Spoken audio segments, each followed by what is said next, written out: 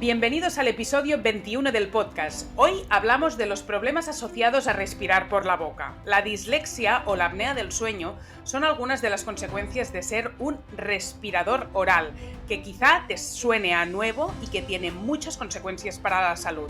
Hoy en el podcast lo hablamos con un odontólogo integrativo y posturólogo, el doctor Ignacio Calle Montes. ¡Empezamos!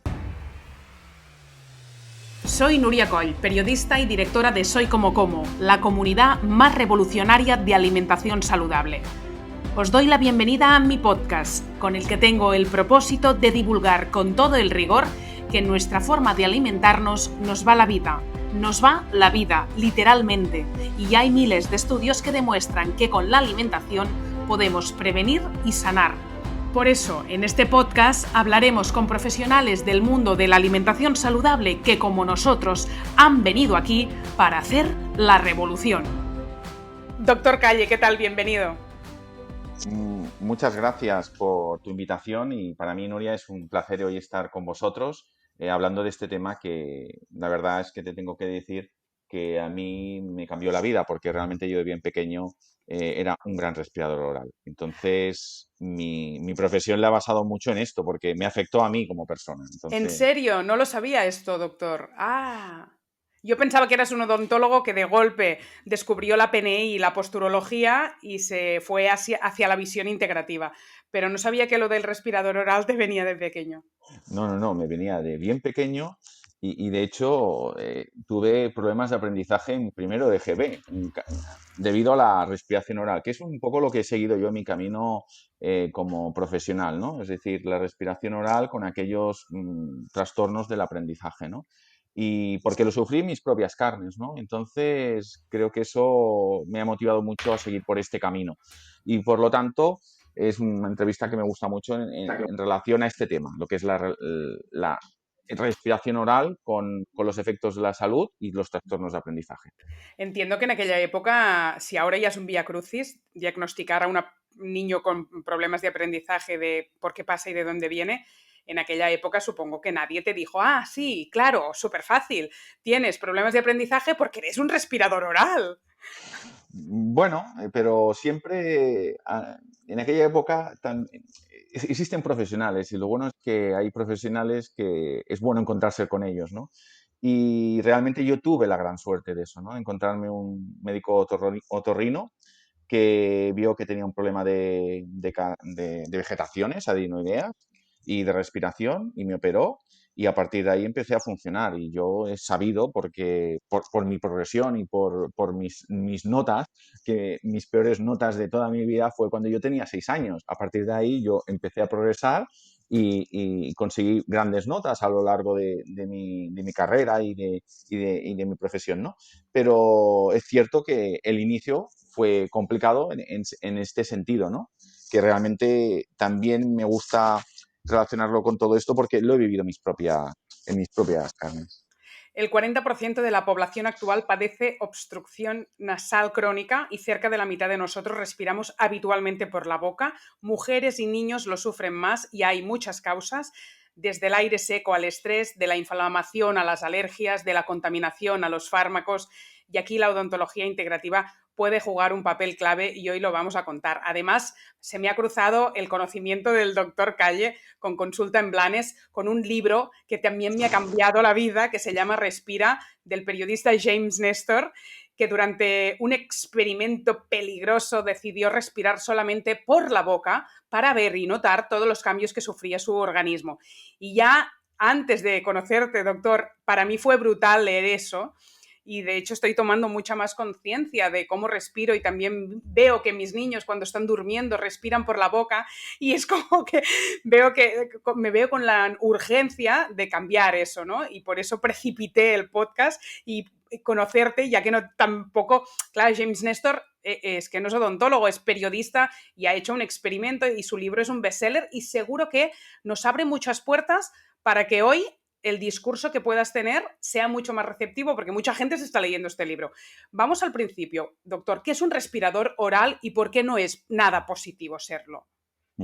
Bueno, un respirador oral o vocal es una persona aquella que respira por la boca Y realmente es un hábito, hay que decir que es un hábito, que hay personas que solo, exclusivamente respiran por la boca, pero hay otras personas que también, inclusive, respiran a la vez, a veces respiran por la boca y a veces por la nariz, y hablamos de respiración mixta, ¿no?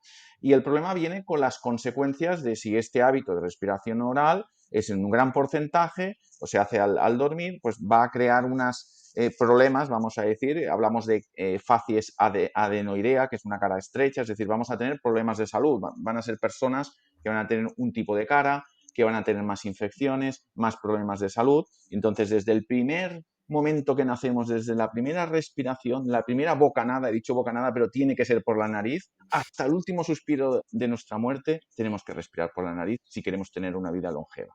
¿Y qué pasa? Porque la gente respira por la boca. ¿Y en qué momento empiezan? Porque no somos conscientes. Bueno, realmente el hábito de respiración nasal lo debiéramos engramar en el primer año de vida. Y es importante. Y para eso es muy importante las funciones orales que tenemos en el primer año de vida.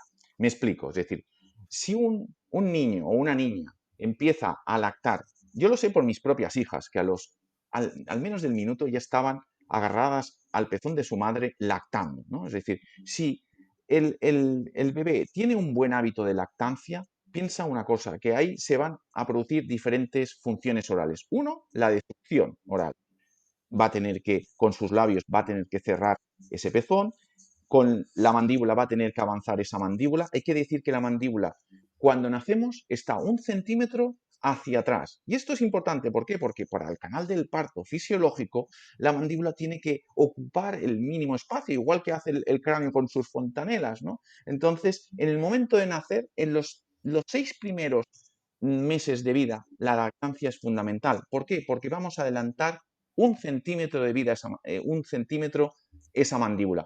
Y esto va a ser importante a lo largo del webinar, ¿no? Que la mandíbula esté hacia adelante. Y ese niño que está lactando va a hacer una succión, va a hacer una deglución y va a tener que respirar. Y tenemos a ese niño o esa niña lactando con sus labios bien apretados, con la mandíbula adelantada, con los rebordes de la mandíbula apretando ese pezón para conseguir el alimento. Y va a succionar, va a deglutir y va a tener que respirar. Entonces va a hacer una grabación que si la hace bien va a durarle toda su vida. Lógicamente pasarán cosas a lo largo de la vida, como pueden ser intolerancias alimentarias, pueden pasar diferentes episodios que van a alterar esa respiración y ese engrama, que es lo que veremos. Pero realmente es eso, es decir, en el primer año de vida es cuando se tiene que engramar una buena respiración nasal. Y en verdad, todos nacemos respiradores nasales. Tenemos la oportunidad, lo que pasa es que por los hábitos que vamos a realizar a lo largo de nuestra vida nos va a llevar a una respiración oral. Ahora mucha gente estará pensando, claro, soy hijo de biberón, ya no tuve la oportunidad. Otros pensarán, mi hija hizo teta 3 años y respira por la boca. Y lo fuerte, que ya lo ha dejado ahí y lo ha soltado y la gente se habrá quedado ya. ¿Cómo que las intolerancias pueden ser el origen de un respirador oral? Bueno, indudablemente la respiración oral, como hemos dicho, es un hábito. Y nos encontramos muy asociados siempre los resfriados orales con problemas digestivos. Y esto no lo digo yo, que lo veo clínicamente, ¿no? Pierre Robin hace 100 años ya lo escribía en artículos, ¿no? Y nos decía que las personas que eran respiradores orales tenían problemas de aprendizaje. Lo decía Pierre Robin hace 100 años. Si vamos a la literatura antigua nos vamos a encontrar siempre cosas muy interesantes, ¿no? Y nos decía que los niños tenían desbiosis intestinal, ¿no?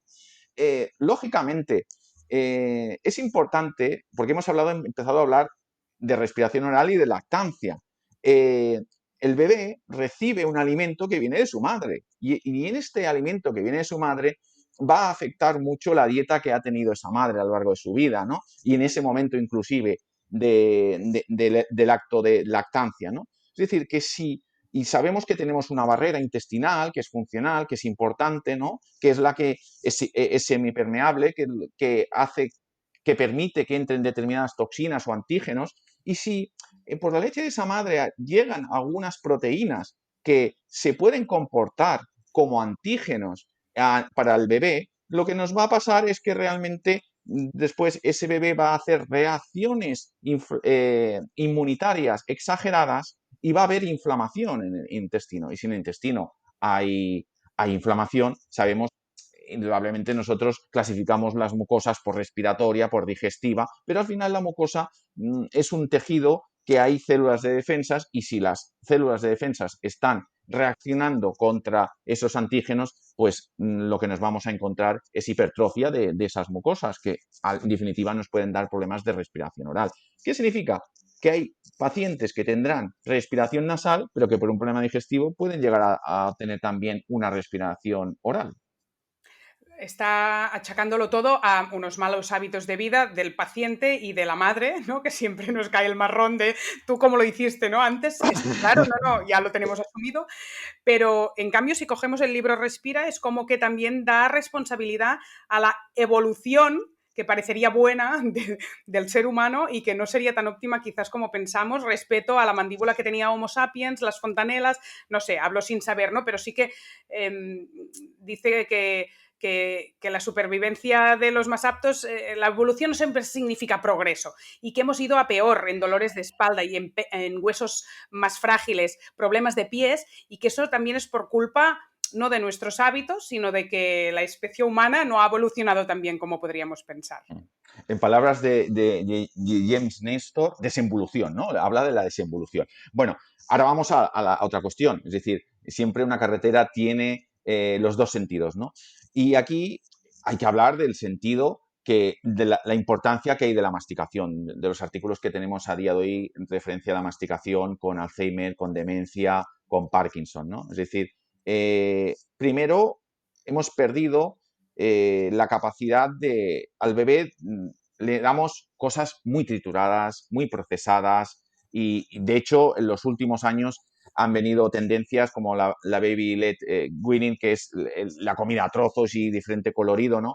Es decir, que tenemos que recuperar la masticación rítmica, vigorosa, con alimentos duros como puede ser una zanahoria. Yo esto clínicamente muchas veces cuando veo problemas de masticación a mis pacientes pequeñitos les recomendamos que hagan series a la semana, 3 series a la semana de cortar las zanahorias como si fueran patatas, dados para masticar, porque nos interesa mucho el desarrollo de estos arcos mandibulares, ¿no? Si conseguimos, es que realmente al final la respiración oral, la apnea, que seguramente tendremos que hablar, no son nada más que una posición hacia atrás de la lengua. Y volviendo al inicio de lo que estábamos hablando, que la mandíbula estaba hacia atrás, el primer avance de esta mandíbula se hacía con la lactancia, pero el segundo avance de la mandíbula se suele hacer a la edad de los 6-7 años con una masticación que ha sido vigorosa.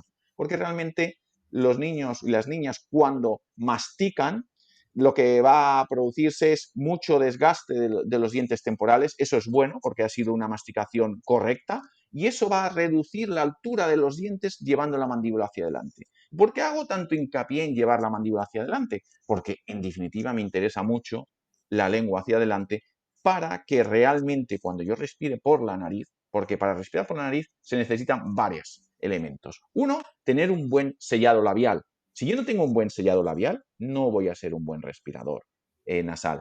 Pero para tener un buen sellado labial, necesito que esa mandíbula esté hacia adelante. Porque cuando esa mandíbula está hacia adelante, será más fácil. Y esto es muy fácil comprobarlo en un paciente que es respirador oral. Tú le pides que cierre ese labio y te lo va a cerrar. Lo va a hacer. Claro que lo va a hacer.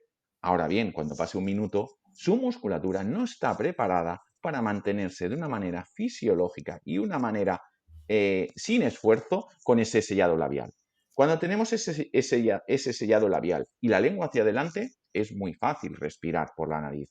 Es muy difícil respirar por la nariz si la lengua está hacia atrás, porque realmente por la oronasofaringe es por donde tiene que entrar el aire, es decir, por la parte posterior de la lengua. Eso sería lo esencial. ¿Cuándo tenemos que considerar que alguien es respirador oral? ¿Cuando está la mayor parte del tiempo del día y de la noche respirando por la boca? ¿O a la mínima que veas a alguien respirar por la boca, que quizás también es porque tiene tapada la nariz con mocos? O sea, ¿cuándo tienen que saltar las alarmas? ¿De qué manera nos podemos autodiagnosticar de si lo somos, respiradores orales? Bueno, es normal que una persona que se resfríe sea respirador oral en ese momento. De hecho, hombre, yo me preocuparía en aquellos momentos que yo veo que una persona a correr es respirador oral, que cuando duerme constantemente todos los días está con extensión de la cabeza hacia atrás. para abrir vía aérea para respirar, porque en verdad nos está diciendo que le falta aire, cuando tienen ojeras, cuando vemos que sus dientes no se están colocando bien, porque realmente eso nos está evidenciando que sus maxilares son pequeños, y si sus maxilares son pequeños, dentro de esos maxilares hay un elemento importante que estamos hablando, que es la lengua, ¿no?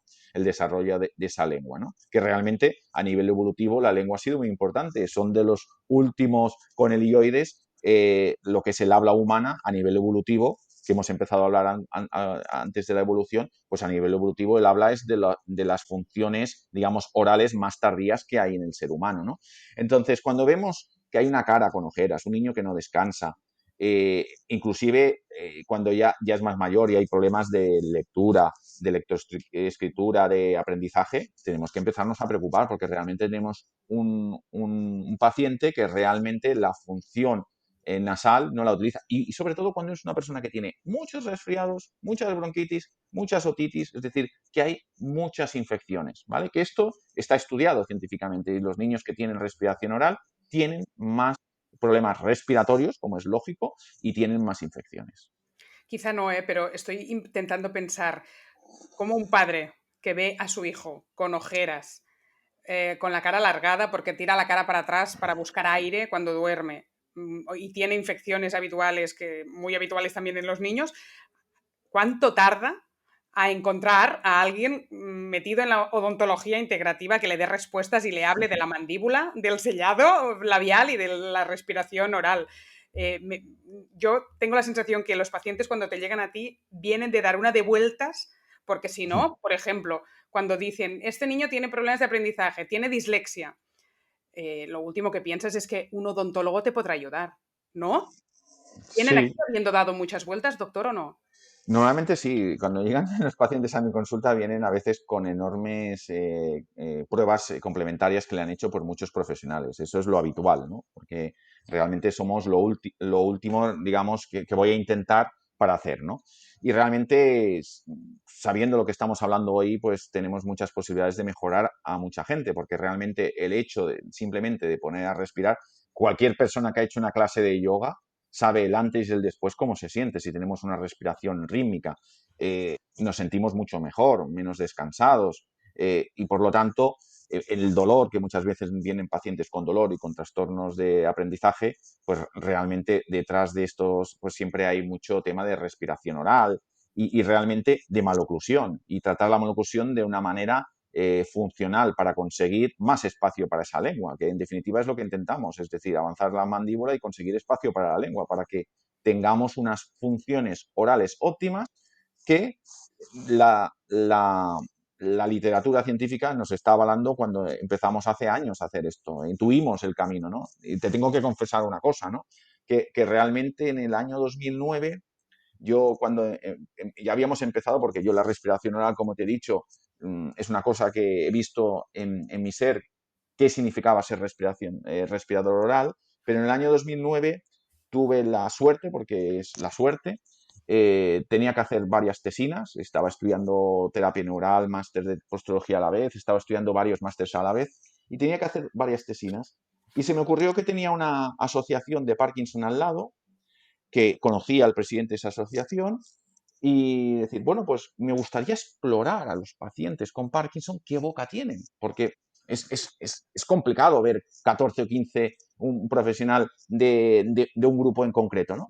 Y me dispuse a mirar la boca de esos pacientes con Parkinson y ya me di cuenta que en la boca no sé si no se podía afirmar nada porque yo era lo que hacía era hacer historias clínicas y hacer historias, biografías, radiografías y ver cómo tenían, pero me di cuenta que la boca que tenían aquellos pacientes, algo tenía que estar relacionado con la boca, porque no era normal que pacientes con 40 años tuvieran muchos problemas orales, ¿no?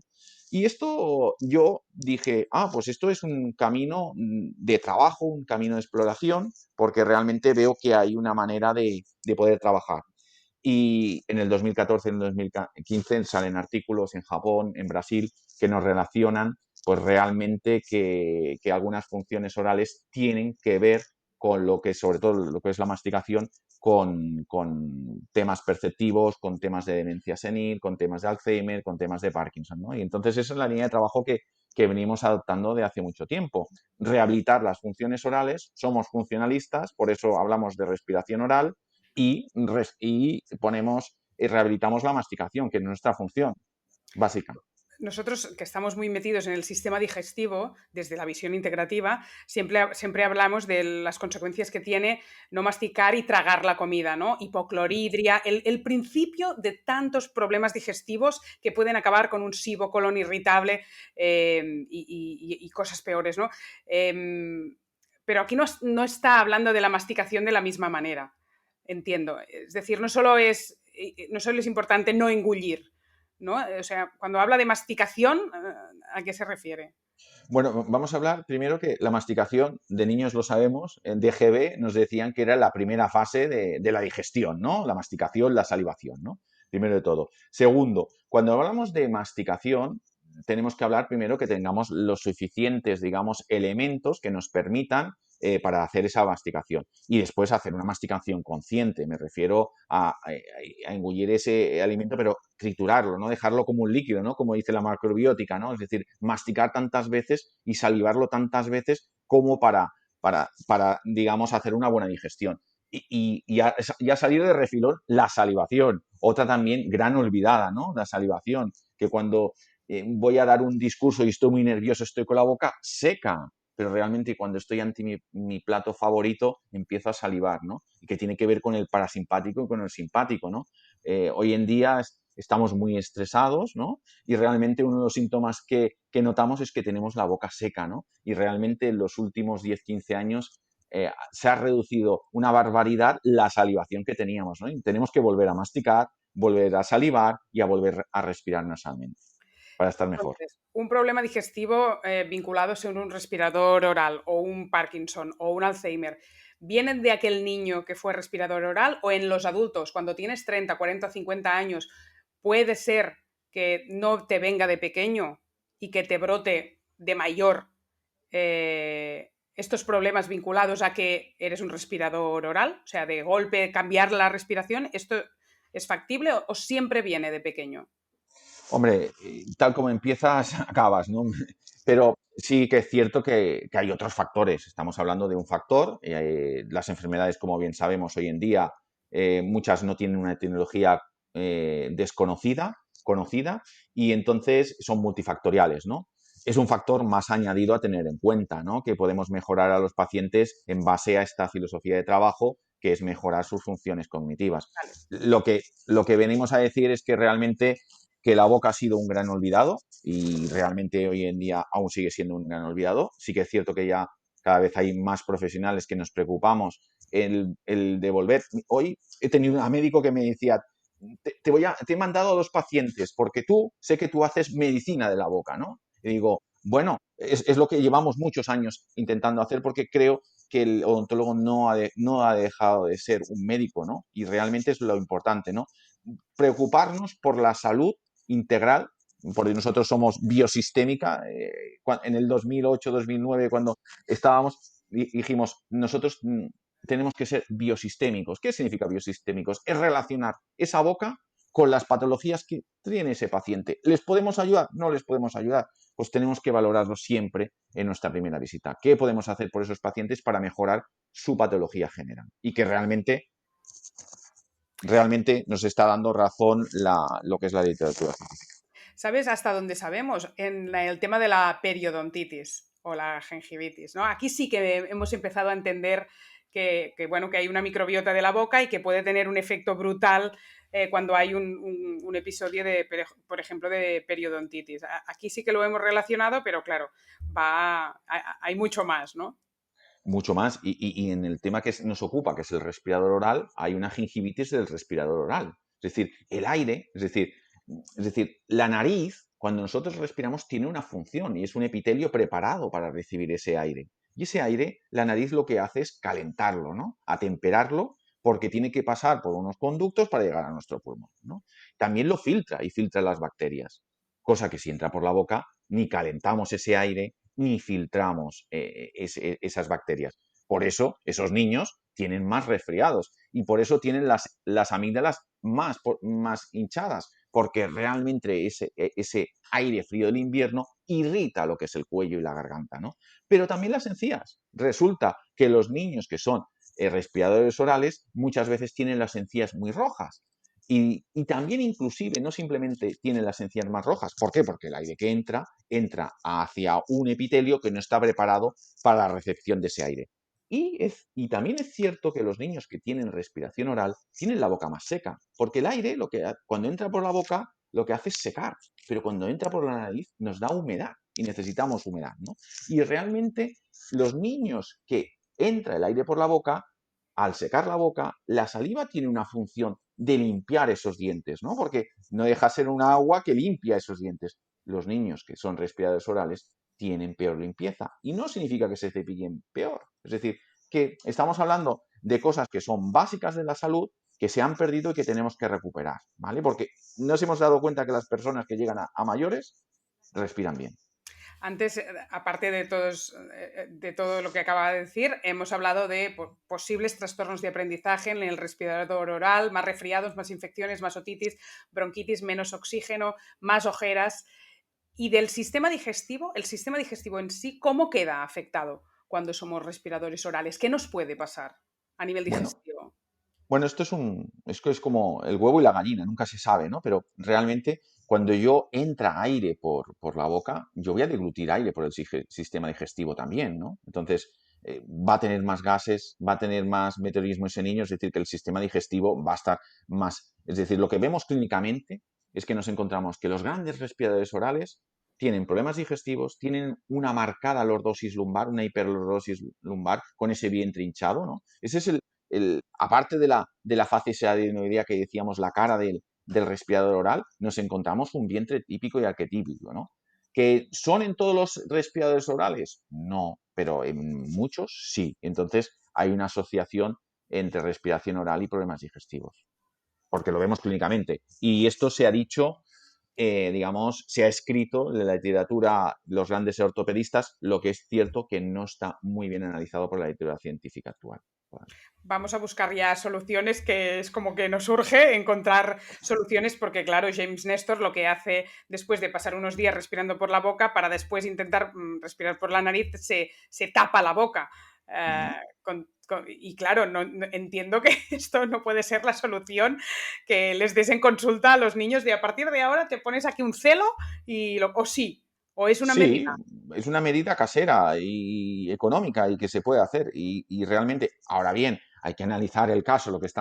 Tenemos que analizar el caso. Hemos hecho mucho hincapié en que esta mandíbula esté hacia adelante. Entonces tendremos que hacer terapéuticas para llevar esta mandíbula hacia adelante, que es lo que nos ocupa básicamente en la consulta. Es decir, nuestras terapéuticas son eso. Que nos podemos coadyuvar porque realmente esto es un hábito y cuanto antes lo instauremos mejor. Pues realmente el hecho de poner un esparadrapo, yo cuando pongo un esparadrapo estoy haciendo sellado labial, también estoy juntando mis labios, estoy llevando la mandíbula hacia adelante, que también puede ser un buen estímulo para que el tratamiento que estamos haciendo de fondo también funcione mucho mejor, ¿no? Indudablemente, ¿qué hay que hacer? Pues realmente estos niños que son respiradores orales tienen vías estrechas. Por eso tienen más moco, les cuesta evacuar el moco. Entonces, por eso se resfrían más. Por eso, realmente, ¿qué tenemos que hacer? En estos casos, pues seguramente tendremos que hacer tratamientos de maxilar. ¿Por qué? Porque el maxilar se ha quedado pequeño. Esto es como sacar el coche del garaje, ¿no? Para sacar el coche del garaje tengo que levantar la persiana y entonces adelanto el coche. Aquí es lo mismo. Si yo quiero llevar la mandíbula hacia adelante y el garaje, la puerta del garaje es el maxilar, si yo no abro ese maxilar y le doy una forma adecuada, no voy a poder avanzar esa mandíbula. Y recordando que nuestro objetivo es llevar la mandíbula hacia adelante, llevar la lengua hacia adelante con nuestro objetivo, ¿no? Y después podremos hacer otros tipos de tratamiento, podemos poner dilatadores, podemos poner unos aparatos que son para dilatar lo que es la válvula interna de la nariz, que realmente es para que entre más aire. Es decir, tenemos que Qué conseguir... cosas más raras que hacéis, ¿eh? Porque la gente pensará, ay, yo pensaba que me hablaría de ortodoncia. De hecho, no hemos hablado de dientes y llevamos 30 minutos de podcast. Bueno, Es fuerte, ¿eh? La gente lo que estará descubriendo hoy. Hemos hablado de mandíbula, del sellado labial, pero no hemos hablado de dientes. Y en ningún caso ahora, como remedio, me ha planteado ningún aparato parecido a la ortodoncia para resolver estos casos.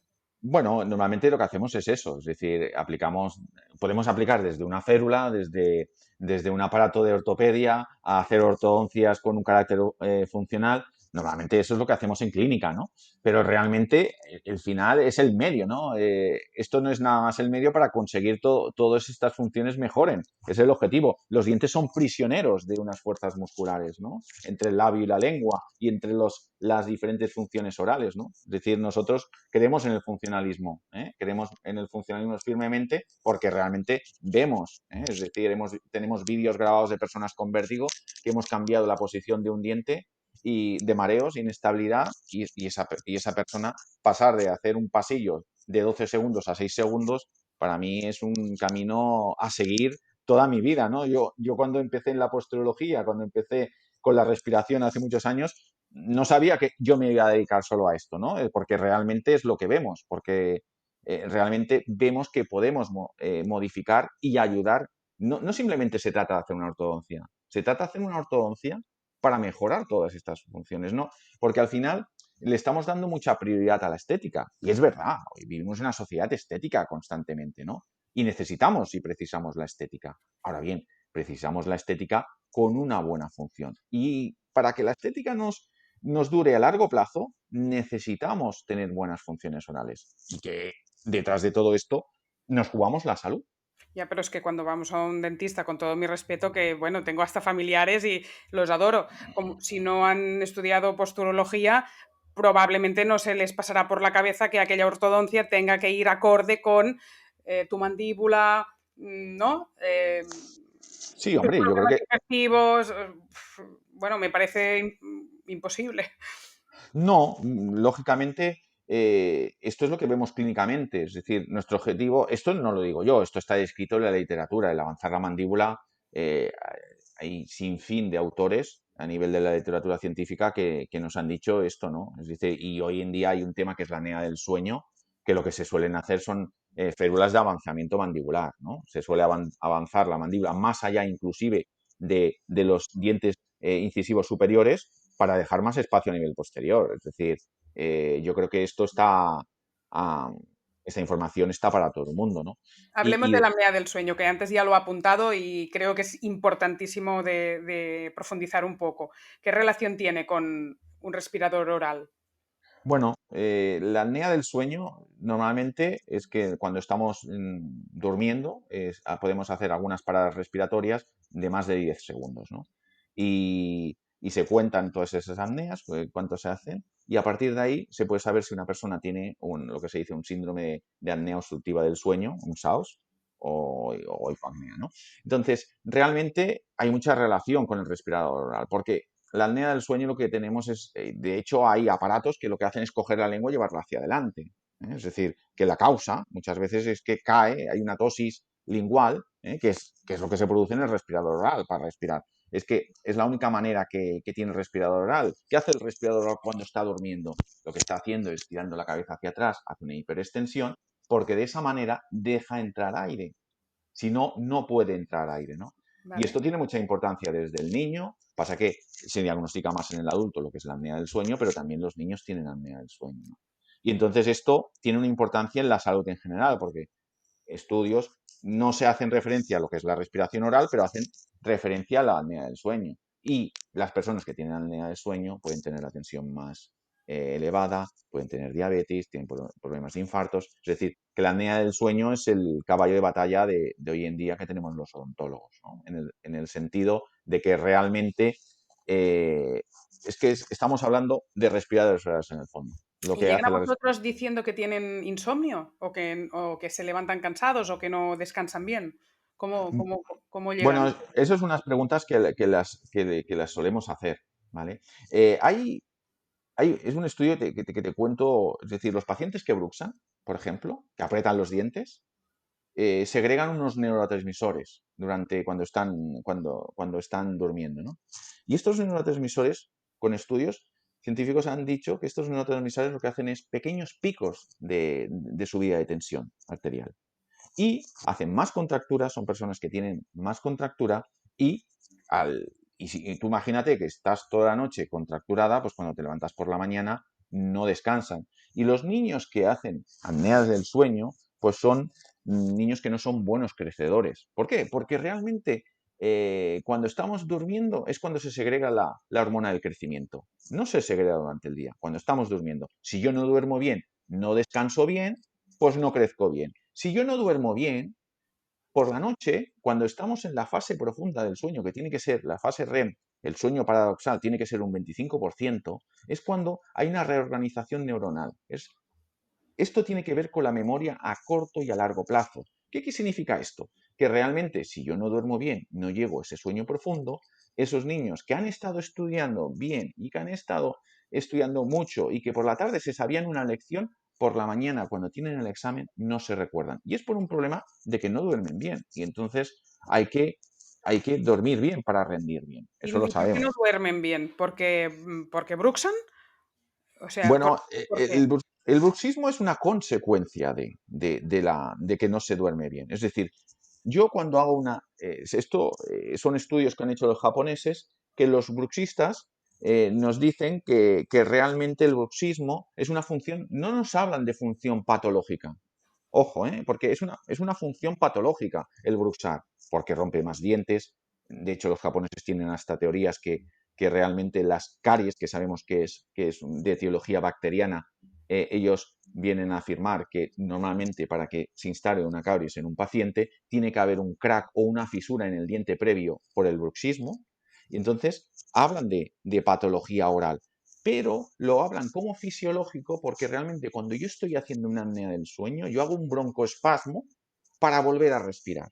Y eso pasa por unos milisegundos de apretamiento. Es decir, que en ese momento que yo estoy apretando es vital que apriete, porque realmente cojo mis dientes, hago servir mis dientes para poder volver a respirar. Entonces el bruxismo y la apnea del sueño tienen una relación importante, ¿vale? Pero no en sentido peyorativo, porque si no es que si no respiro puedo tener muchos más problemas y más graves. El bruxismo lo que hace es como un starter para volver a empezar a respirar. No, lo que me preocupa es tanta gente sin dormir bien. O sea, claro que me preocupa, que la gente bruxe, pero es verdad que me cuadra que la persona que conozco que tiene bruxismo no duerme bien. Ujú. No Bueno, duerme bien, sí, sí, y así lo manifiesta. Y claro, en niños que no tienen problemas, que no están cercanos a la vida tóxica que llevamos, no se comprende, ¿no? Porque tienen problemas para dormir. ujú. ¿Por qué los Bueno, tienen?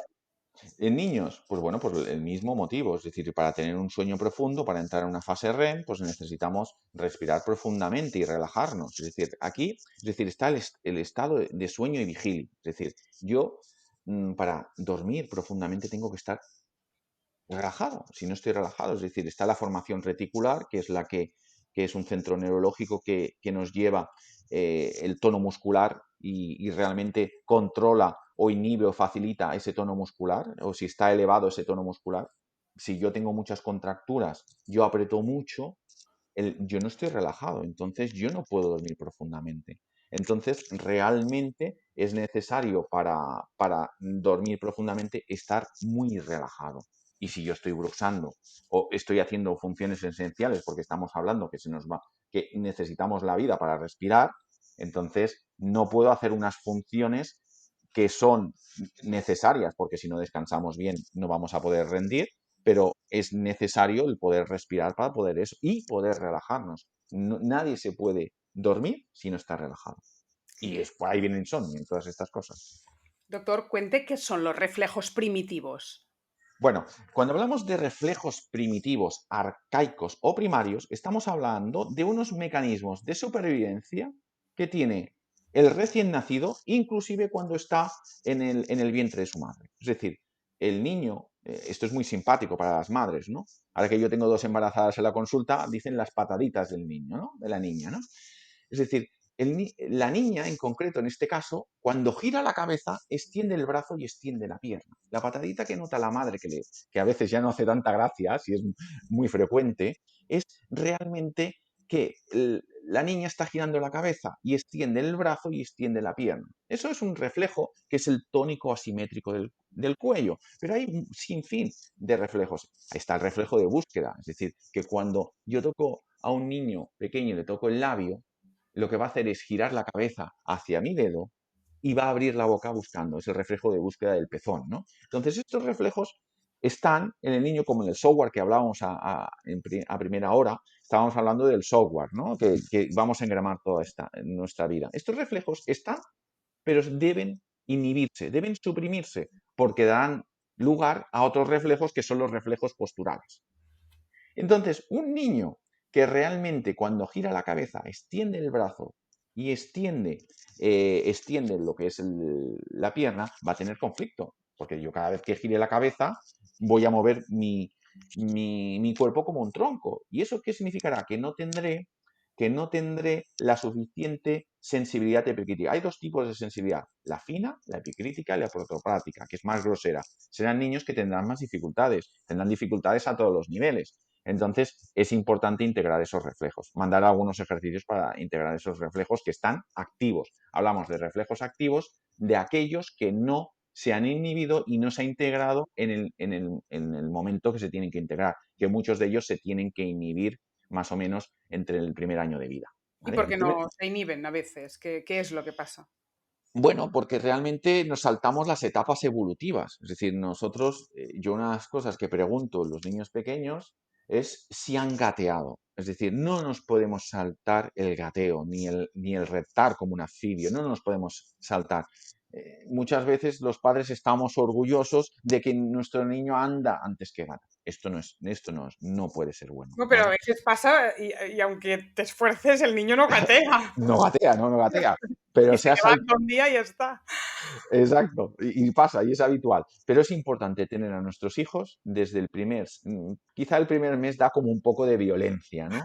Pero segundo o tercer mes de vida, que yo lo he hecho con mis hijas, en el suelo. ¿Por qué? Porque los tenemos que dejar en el suelo con una mantita, con estos arcos que tienen muchos juguetes para estimular con luces y mucha estimulación, para que realmente en el suelo tenemos que hacer ese proceso de reptado, de cuadrupedia, de gateo, porque realmente cuando nosotros estamos gateando, estamos cruzando los dos hemisferios, ¿eh? Y esto es importante, ¿no? Cuando a mí me hablan, me hacen una pregunta, la tengo que llevar a otro hemisferio para procesarla y contestar. Claro, si yo no he estimulado el gateo, no estoy cruzando la línea media, ¿no? Esto han sido disciplinas como el Brian Gym, una gimnasia cerebral, que nos vienen a decir de la importancia que hay de cruzar la línea media, ¿no? Y realmente esto es importante, ¿no? Para estos, digamos, estos reflejos, ¿no? Y no saltarnos las etapas evolutivas. Es muy importante gatear porque vamos a tener una buena vista, vamos a coordinar la mano con el ojo y entonces es un error, es un error. Y sobre todo, otro error es pensar que porque siempre se ha visto como mal dejar el niño en el suelo, ¿no? A nivel social, ¿no? Y creo que eso es un error, porque estamos privando a ese niño pequeño de tener unos mecanismos, digamos, ese movimiento que le va a facilitar la integración de los reflejos a largo plazo. Un niño que no borra los reflejos primitivos puede tener problemas con el aprendizaje. Sí, sí, sí. Puede De ser hecho, diagnosticado con dislexia, ¿no? Por ejemplo. más bien los reflejos muchas veces pueden estar mezclados con dislexia, pero están más asociados a TDAH, ¿eh? A hiperactividad, ¿no? Al trastorno de déficit de atención, ¿no? Pero sí, es cierto, es decir, nosotros lo que hacemos es evaluar los reflejos primarios en los pacientes con dislexia, ¿no? Por eso, porque hay una asociación con los trastornos de aprendizaje. Es decir, hay que pensar que leer, escribir, es una actividad cognitiva ejecutiva superior. Es decir, es de las más complicadas que tenemos, ¿no? Y para eso yo tengo que tener mi tono muscular y mi cuerpo en predisposición para hacer, porque realmente ese aprendizaje es muy complicado. Y si mi cuerpo tiene reflejos que no están integrados, respiro por la boca, que tengo un tono elevado, tengo contracturas. Y esto es importante porque realmente en el adulto es normal encontrarnos dolor, ¿no? Normal, no. Tendríamos que vivir una vida sin dolor, ¿no? El dolor en África, en algunas tribus, no existe, ¿no? Y realmente es un concepto, ¿no? Es un concepto porque, y eso lo sabemos, es un concepto objetivo, ¿no? Porque hay personas pero es subjetivo porque depende de la persona, ¿no? Y realmente lo que nos encontramos es que aquellos pacientes que son disléxicos van a ser de mayores lumbálgicos, ¿vale? ¿Por qué? Porque realmente tienen un problema de postura. Vamos a hablar un poco de postura porque realmente en el trasfondo de un trastorno de aprendizaje hay un problema de postura. Y los problemas de postura, pues nos van a llevar problemas de propiocepción. El problema de propiocepción lleva a un problema de postura, que también tienen los niños. Hablamos de síndrome de dispropiocepción, y estos nos van a llevar a alteraciones de equilibrio y la importancia, ¿no? No simplemente de la boca, también del vestíbulo, ¿no? Del oído interno en los trastornos de aprendizaje, ¿no? Hay muchos estudios que nos relacionan que el 60%, por eso en nuestro equipo tenemos un psicólogo que es audioprotesista, que lo que hace es audiometrías para valorar el sistema auditivo, cómo influye en ese trastorno de aprendizaje. Es decir, el 60% de los trastornos de aprendizaje hay una preponderancia a nivel del vestíbulo, ¿no? Entonces, la postura sería el reflejo final del tono de esa mochila que llevamos, que es el tono muscular, que depende de unos captores, que son el ojo, el vestíbulo, el pie, y realmente a partir de ahí la boca formaría parte de esa propiocepción que puede alterar esa postura. ¿Cómo nos podemos dar cuenta de que la postura no está bien? Porque está diciendo algo que quizá no es perceptible al ojo de un inexperto. ¿Cómo tiene los pies? ¿Cómo coloca las piernas, la cadera? O sea, ¿qué señales debemos notar? Tenemos que fijarnos en muchos detalles, ¿no? La postura es cosas de detalles, ¿no? Entonces tenemos que fijarnos cómo nuestro hijo mira la tele, si la mira de lado, si prioriza un ojo, si gira la cabeza, cómo se sienta en la mesa, ¿no? Cómo se sienta a la hora de estudiar, qué postura adopta a la hora de leer el libro, a la hora de escribir, ¿no? Es importante, ¿no? Si está muy cerrado, su postura es muy cerrada, es muy abierta. Es decir, tenemos que fijarnos en las diferentes actividades que hacemos y también nos podemos fijar a nivel, digamos, de pie, ver si esa postura es una postura verticalizada, porque en verdad el trabajo que tengo como odontólogo es verticalizar esa boca para verticalizar esa postura, ¿no? Tenemos que tener ese edificio que, por eso antes hacías hincapié de que teníamos muchos dolores, ¿no? Realmente hemos pasado de nuestros antepasados de un perfecto puente de 4 patas, hemos pasado a un gran rascacielos con un centro de equilibrio muy pequeño y nos ha hecho muy inestables. Por eso tenemos mucho dolor musculoesquelético en nuestra sociedad, porque realmente, No nos básicamente, teníamos que levantar de las 4 patas, está clarísimo. no, hombre, tenemos que evolucionar, pero evolucionar bien, no desinvolucionar como dice Jem Nestor, ¿no? Tenemos que evolucionar adecuadamente, es decir, tenemos que saber que la evolución, pero tenemos que saber que las funciones orales tenemos que tenerlas bien y sobre todo que para tener unas funciones cognitivas superiores adecuadas, tenemos que tener esas funciones orales adecuadas, ¿no? Y esto es lo importante. Vosotros en consulta medís el equilibrio de un Sí, paciente para saber sí. si esta postura es correcta. ¿Qué quiere decir el equilibrio? ¿Que lo ponéis a pata coja a ver si se cae? Por ejemplo, esto es un test, esto es posible, ¿eh? Es decir, podemos decir, levanta una pierna y ver si cae el paciente, ¿no? Si el paciente no tiene que aguantarse en la pared, eso ya sabemos que tiene un problema de equilibrio a un solo pie, ¿no? Es un test que se llama el test de Gerón, se puede hacer, ¿no? Pero tenemos instrumentos para medir el centro de gravedad, ¿no? Lo que hacemos es medir el centro de gravedad de ese paciente, cómo se mueve en 50 segundos, a ojos abiertos, ojos cerrados, con la boca cerrada, y lo que hacemos es medir y vemos su estabilidad cuando cierra la boca, cuando cierra los ojos, cuando ponemos una música, cuando hacemos diferentes inputs, ¿no? Entonces lo que estamos es valorando su equilibrio constantemente y ver cómo ese captor, porque lo que tratamos es de ver el captor, cómo está influyendo a nivel del equilibrio en general. Y esto es importante porque al final las personas que tienen equilibrio van a tener menos vértigo, van a tener menos dolores, van a tener menos problemas de aprendizaje, lógicamente. Exacto, es decir, ¿con qué dolencias vienen como para que acabéis haciendo estas mediciones de equilibrio? Bueno, TDA, sí. TDA sería un prototipo de paciente, pero ¿qué más? Para que la gente piense en qué momento van a usar eso del captor y del equilibrio. ¿Para qué Bueno, patologías? la plataforma las intentamos utilizar a nivel general. Es cierto que la utilizamos más bien en aprendizaje, pero la utilizamos al final de todo tratamiento de ortodoncia o de una férula, lo utilizamos siempre, ¿vale? Para ver cómo queda el equilibrio de este paciente, ¿no? Pero al principio también, es decir, lo hacemos para diagnosticar y también al final del tratamiento para saber cómo está nuestro tratamiento. Indudablemente ya tenemos otras herramientas, como odontólogos ya trabajamos eso, pero nos interesa mucho, digamos, cómo aquel tratamiento que estamos haciendo, cómo le va a influir al futuro a nuestro paciente. Nos interesa mucho, es lo más importante, porque estamos hablando de un concepto de neurosensorialidad, es decir, siempre hemos hablado de un concepto mecánico, biomecánico, hemos dicho al principio, ¿no? La mandíbula hacia adelante, pero es con una necesidad sensorial. La boca tiene indudablemente seis pares craneales, es decir, tenemos 12 pares craneales y resulta que en la boca, directamente o indirectamente, hay 6 pares craneales que están afectando esta boca, ¿no?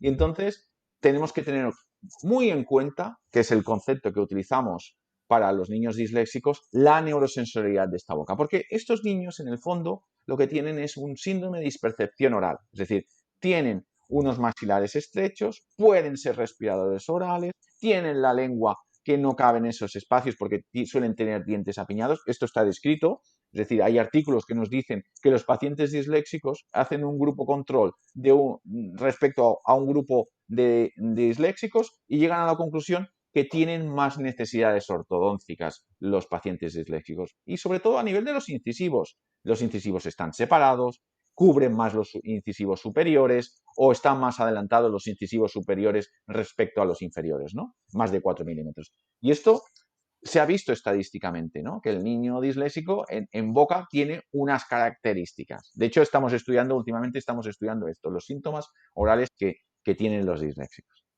No trata solo a pacientes, a la población infantil, trata también a los adultos, ¿no? Tratamos a toda la población. Sí que es bien cierto que tenemos pacientes que nos buscan por dolor, básicamente por dolor, trastornos de aprendizaje, y tratamos a cualquier paciente como dentista normal, ¿eh? Pero sí que es cierto que en nuestras primeras visitas nos vienen buscando pacientes que tienen dolores, que hace años que tienen dolores, y ese es más o menos como nos buscan. También nos buscan como dentista normal, pero como al ser posturólogo, pues muchas veces vienen por aquí. Es decir, el motivo de consulta siempre hay un dolor complicado, un dolor de hace años, un dolor que no ha mejorado y que realmente la gente a veces anda un poco desesperada, ¿no? Pero realmente tienen desde la boca, con tratamientos orales, pues tienen muchos mejores resultados y muchos y beneficio en disminución del dolor. Te diría que a nivel cervical estamos a un gran nivel de disminución del dolor cervical. Esto no lo digo yo, sino en los años 80 había un fisioterapeuta chileno y sigue existiendo, el Mariano Rocabado, que nos dice que el 50% que pasa en la boca pasa en la cervical y el 50% que pasa en la cervical, es decir, que siempre nos vamos a encontrar problemas cervicales que están relacionados con boca. De hecho, el 80% del dolor de la articulación temporomandibular está relacionado, esos pacientes presentan dolor cervical, ¿no? Y a Y, y veces no solo pone de ortodoncia el doctor Calle, sino que pone unos algodoncitos uh-huh. ahí pegaditos. Me lo estoy inventando un poco porque yo no lo he... me lo han contado. Me lo han contado, vale, vale. Pues no.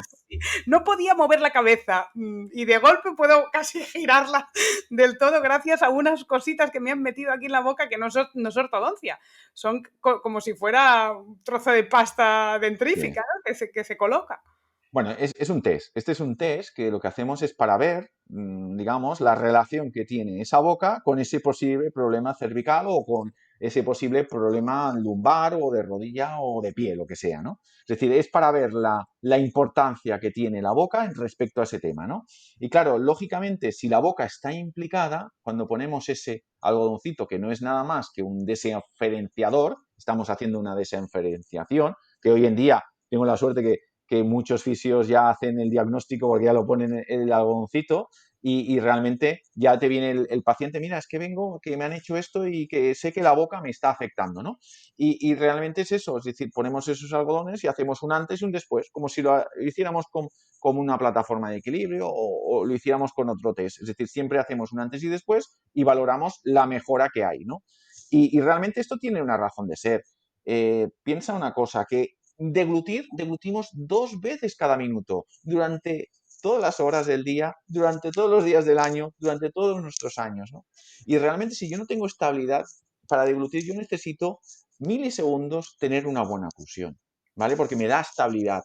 Es decir, la musculatura infra y suprarioidea va a hacer, con el resto de musculatura, va a hacer esa deglución y realmente, si no tengo una buena estabilidad a nivel de la oclusión, ¿cómo voy a conseguir deglutir? Lo que se llama una función concomitante. Mis cervicales van a ayudar a dar estabilidad a la deglución, porque están muchos músculos, digamos, alrededor del iliodis están relacionados a nivel cervical, y lo que nos va a dar es estabilidad para conseguir. Por eso nos encontramos muchas veces mucha patología asociada de boca y de cervicales. Y este test es un buen test para ver si está relacionado.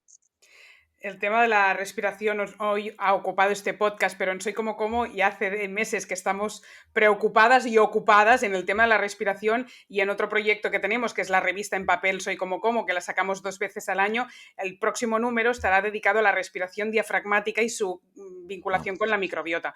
Y tenemos muchas ganas también de contar eso, porque no le estamos dando importancia a la respiración y al efecto que puede tener en nuestra microbiota, en nuestro sistema digestivo, con lo cual esto solo ha hecho que empezar. Por el momento os digo que el doctor Calle Montes es el director médico de la Clínica Biodental Blanes, Institut Odontològic, situada en la población de Blanes, y que si queréis más información podéis entrar en la web, que es bioclinicadental.com, bioclinicadental.com.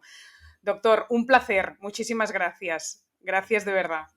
Gracias a ti por la entrevista y decirte que, claro, el respirador oral, no hemos entrado en eso, tiene mal aliento y es porque no tiene buenas bacterias. Y encantado, estoy esperando que salga esa revista para verla porque hay mucha relación con lo que estabas diciendo. Lo estaba pensando, le enviaré seguro un ejemplar y mientras tanto, mientras se van informando sobre el mundo de la odontología integrativa y la posturología, si los oyentes hoy lo han descubierto, que en paralelo no olviden este libro que a mí también me ha cambiado mucho la vida, Respira, James Nestor. En España va por las primeras ediciones, ya se está reeditando en Estados Unidos, él reside en San Francisco, es un auténtico bestseller y dice igual, ¿no?, que el doctor Calle, la nueva ciencia de un arte olvidado, nunca volverás a respirar igual. O sea, que no os perdáis este libro, que lo podéis adquirir y no tengo ningún interés comercial, pero me parece una oportunidad para que empecemos a meter en la agenda